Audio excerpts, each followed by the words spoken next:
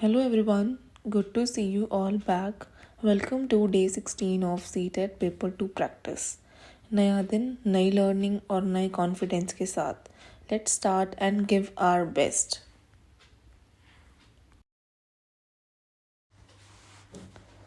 तो पहुंच गए हैं हम क्वेश्चन नंबर 76 पर। पार्ट 2 सोशल स्टडीज़ चल रहा है अभी।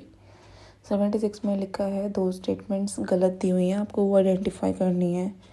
ABCD 4 स्टेटमेंट्स हैं, उसमें से 2 गलत हैं। तो मैं आपको साफ साफ बता दूं कि B एक बार पढ़ो और C एक बार पढ़ो। इसमें लिखा है जो सोशल साइंस की टीचिंग है उसमें से वैल्यू एजुकेशन की ही रिस्पॉन्सिबिलिटी है, सिखाती है वो। और C में लिखा है कि सेम मेथोडोलॉजी हम अलग अलग डिसिप्लिन को सिखाने में यूज़ कर सकते हैं। सोशल साइंस में अलग अलग डिसिप्लिन्स को सिखाने में यूज़ कर सकते हैं। तो ये दोनों ही स्टेटमेंट्स गलत दी हुई हैं, तो इसका आंसर थर्ड वाला B एंड C। बाकी आप एक बार A और D भी पढ़ लो, वो दोनों सही लिखे हैं। Next question 77, a social science teacher should aim towards. ये रिपीटेड क्वेश्चन है, आता ही आता है। Passing the examination, road memorisation, building perspective या सिलेबस कंप्लीशन। तो थर्ड है, सीधा सीधा दिख रहा है, बिल्डिंग पर्सपेक्टिव।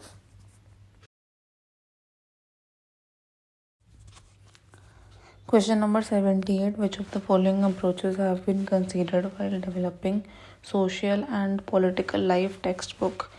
आपको बताना है कौन सी अप्रोच हमारे दिमाग में होनी चाहिए जब टेक्स्ट बुक पढ़ा रहे हैं या बनी हुई है, उसके बारे में क्या अप्रोच होनी चाहिए। A और B दो सेंटेंस लिखे हैं। Learning through use of concrete examples and experiences. B में लिखा है learning through retention based on data and facts. तो इसमें जो कॉन्क्रीट एग्जाम्पल्स और एक्सपीरियंस से लर्निंग होगी, उससे क्या होगा, एक तो पहली बात तो ये बेस्ट है, इससे केस स्टडीज़ क्रिएट होंगी। आजकल आपने देखा है केस स्टडीज़ ही चल रही हैं। Narratives, hots question, asking questions होते हैं और डेफिनेशंस क्वेश्चन होती हैं। अगर बात करें फैक्ट्स और डेटा की, तो फैक्ट्स और डेटा पे तो एक ठोस एक आपने डेटा ले लिया, तथ्य ले लिए, उसके बिहाफ पे आप पढ़ाए जा रहे हो। तो इसमें क्या होगा, जो सिर्फ A वाली ही ठीक है, only A। Question number 79, which of the following is true about social science? आपको फिर से दो स्टेटमेंट दी है, बताइए कि कौन सी ट्रू है, आपको बतानी है। A में लिखा है memorising information will lead to conceptual development. अगर किसी भी इन्फॉर्मेशन को आप याद करते रहोगे तो आपकी कॉन्सेप्ट डेवलपमेंट होगी, तो नहीं। B लिखा है status of fact is always fixed. जो तथ्य दिए होते हैं उनकी जो स्थिति है वो हमेशा फिक्स्ड रहती है, नहीं चेंजेस हो सकते हैं। तो इसमें आंसर नंबर 1 है, नीदर A नॉर B। कोई भी कुछ भी सही नहीं लिखा, कोई भी ट्रू नहीं है।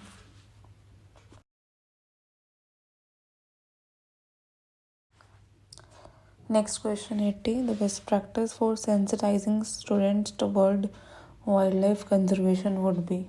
आपको बच्चों को wild life conservation, wild life को बचाने के लिए संवेदनशील बनाना, सेंसिटिव बनाना है, तो आप क्या यूज़ करोगे।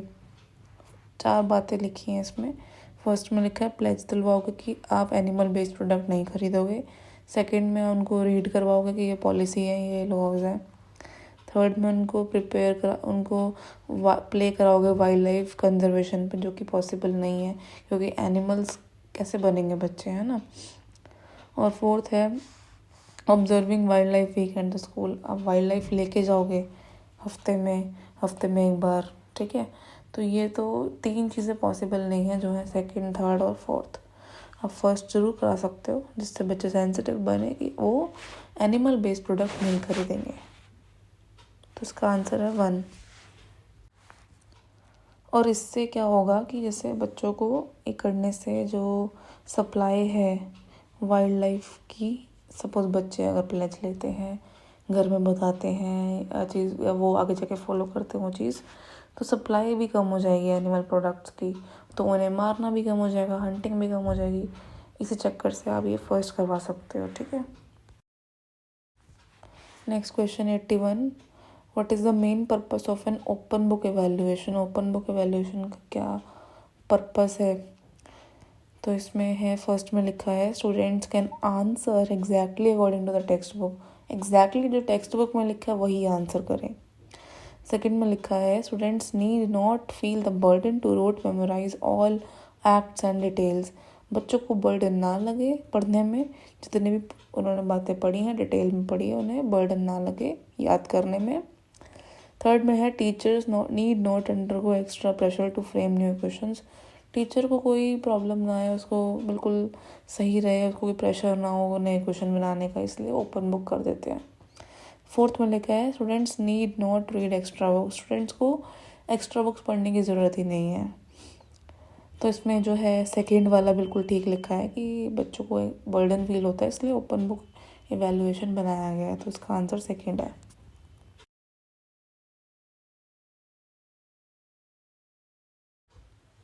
Next question 82।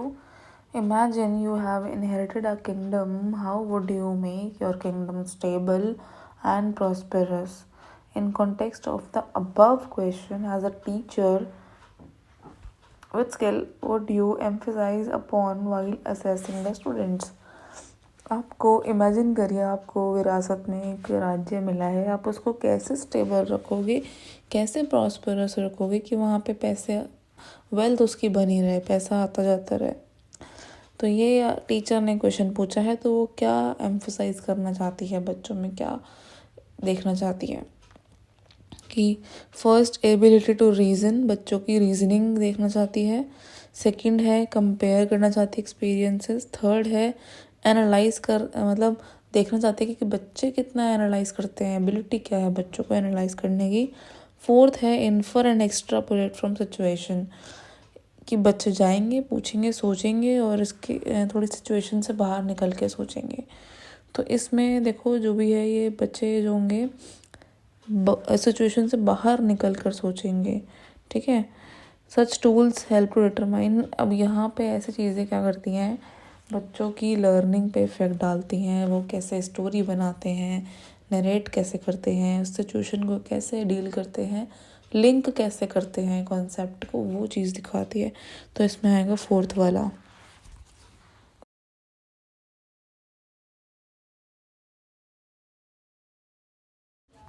Question number 83. Which of the following would be the best closure task after the teaching of the theme the making of regional cultures? जो क्षेत्रीय संस्कृतियों के निर्माण विषय के बारे में अगर आप पढ़ा रहे हैं तो उसका सबसे सर्वोत्तम समापन कार्य क्या होगा। आपको ऑप्शंस दिए हुए हैं। A small group projects, B dance performance by an expert, C quiz making या डी कोलाज मेकिंग। इसमें जो देखो बी है ये तो नहीं होगा, ठीक नहीं होगा, लेकिन जो ए सी डी है ये तीनों ही रिलेट कर रहे हैं, ये तीनों सही हो सकते हैं। तो लास्ट वाला ऑप्शन है इसमें A C D, option 4 is correct. Question number 84। A respectful way to introduce the theme Adivasis would be. आपको आदिवासी के बारे में बताना है क्लास में, तो आप कैसे करोगे, रिस्पेक्टफुल वे क्या होगा। डिस्कसिंग देयर प्रिमिटिव एंड रुस्टिक पास, उनका सिंपल साधारण सा पास्ट जो रह चुका है वो बताएंगे। Portraying them as rich and powerful forest people, उनको दर्शाएंगे कि वो बड़े अच्छे रिच और पावरफुल जंगलों में रहने वाले लोग हैं। थर्ड में लिखा है showcasing their colourful costume, उनके कलरफुल कॉस्ट्यूम दिखाएंगे। और फोर्थ में लिखा है कि आप एक ट्राइबल सॉन्ग चलाएंगे और डांस दिखाएंगे बच्चों को। तो इसमें देखो सेकंड वाला ऑप्शन करेक्ट है कि आप उन्हें बताएंगे कि वो रिच और पावरफुल फॉरेस्ट पीपल थे, सबसे रिस्पेक्टफुल ये इंट्रोडक्शन होगा उनका। Next question 85। While teaching controversial issues in social science class you should. अगर आप कोई वाद विवाद वाले चैप्टर पढ़ा रहे हैं या चीज़ें पढ़ा रहे हैं तो आपको क्या ध्यान में रखना चाहिए। Keep in mind students background and discuss only non heartful aspect. आप बच्चों के बैकग्राउंड के बारे में ध्यान दें और उनसे ऐसी चीज़ें डिस्कस करें जो उन्हें हर्ट ना करें। सेकंड में है कम्प्लीटली अवॉइड कॉन्फ्रंटेशंस, उनसे टकराव ना हो, बच्चों से आपकी कोई तू मैमा ना हो, उनसे अवॉइड करें। थर्ड ये है take them up occasionally and conduct brief discussion, उनको कभी कभी चर्चा करें, ओकेजनली ऐसी कभी सवाल पूछ लीजिए और उनसे डिस्कशन करो ब्रीफली। और फोर्थ ये है take them up with proper planning to initiate a dignified discussion. तो ये सबसे बेटर है कि आप बच्चों को लेंगे, प्रॉपर प्लान करोगे और एक डिस्कशन को स्टार्ट करेंगे। तो इसमें आंसर है 4th।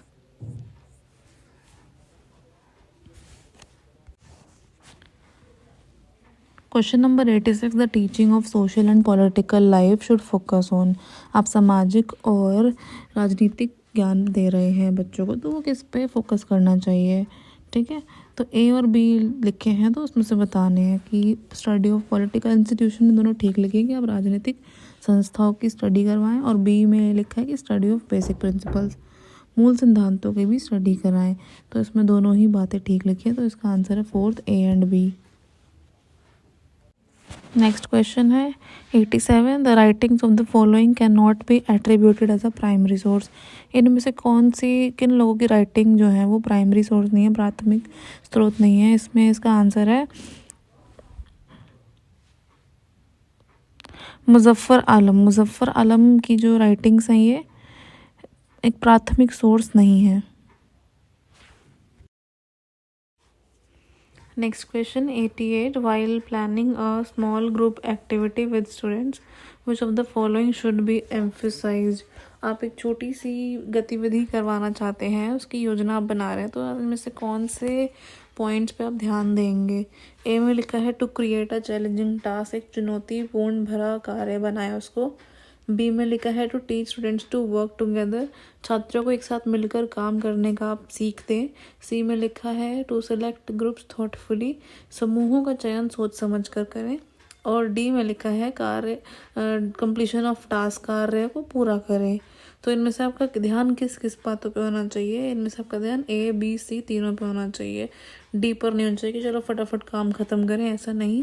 आप उनमें बच्चों को भी एजुकेशन दे रहे हैं, तो आप ये ए बी सी तीनों काम करेंगे। Option number 2।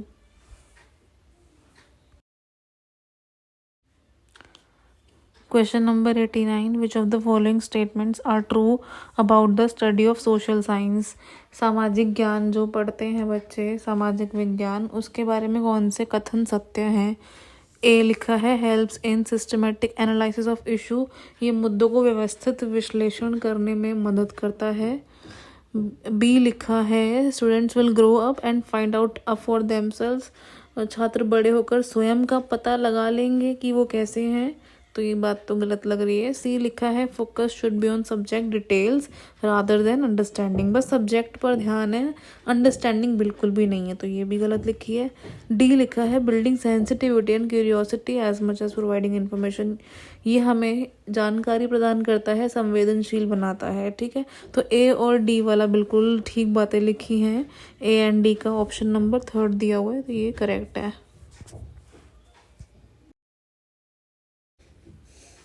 आज की क्लास का लास्ट क्वेश्चन है 90, which of the following sources would be wrong to use if you have to introduce ancient Indian history.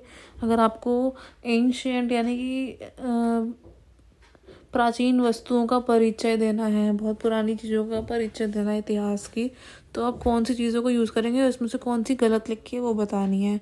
तो फर्स्ट में मैन्युस्क्रिप्ट लिखा है, सेकंड में केव पेंटिंग, थर्ड में मिनिएचर पेंटिंग्स और फोर्थ में इंस्क्रिप्शन। तो फर्स्ट सेकंड और जो फोर्थ है वो बिल्कुल ठीक है, एंशियंट पीरियड से रिलेटेड है, लेकिन जो मिनिएचर पेंटिंग्स हैं वो मिडिएवल पीरियड की हैं, तो ये गलत है, ठीक है। तो इसका आंसर है 3rd। तो चलिए फ्रेंड्स, ये था डे 16 और ये सेशन यहीं ख़त्म होता है। आप सब बहुत अच्छे से मेहनत करके पढ़िएगा। नेक्स्ट वीडियो में फिर मिलते हैं डे 17 में, और भी अनदर चीज़ों की प्रैक्टिस करेंगे। I mean, इसी कॉन्सेप्ट की आगे प्रैक्टिस करेंगे। इंग्लिश का कॉन्सेप्ट आने वाला है। Till then keep learning, keep shining. Thanks for watching.